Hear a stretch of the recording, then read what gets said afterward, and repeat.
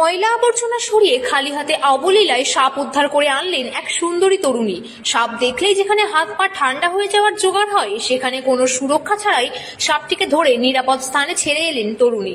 পরনে কালো ব্রালের টপ, কালো প্যান্ট, খোলা চুলে সাপের খোঁজ করতে আসেন তিনি। একটি নির্মীয়মান বহুতলের আবর্জনায় লুকিয়েছিল বেশ কয়েক ফুট লম্বা সাপটি।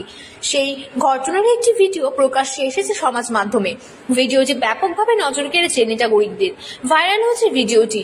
ভাইরাল সেই ভিডিওয় দেখা গিয়েছে বিশালাকার একটি সাপকে মাটির নিচে থেকে টেনে বার করে আনলেন, তাও আবার খালি হাতে। প্লাস্টিকের গামলায় নিচের ঘাপটি মেরে লুকিয়েছিল সাপটি।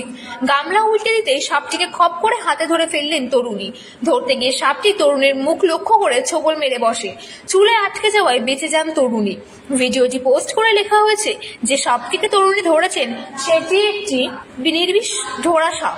এগুলি কামড়ালে কোনো ক্ষতি হওয়ার আশঙ্কা নেই, তাই ভয় না পেয়ে সাপগুলিকে উদ্ধার করে ফাঁকা মাঠে ছেড়ে দেওয়া উচিত।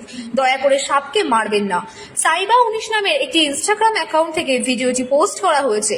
ইতিমধ্যে প্রচুর মানুষ ভিডিওটি দেখেছেন। 26 লক্ষের বেশি নেটাগরিক ভিডিওটি পছন্দ করেছে। প্রচুর মন্তব্য জমা হয়েছে মন্তব্য বিভাগে।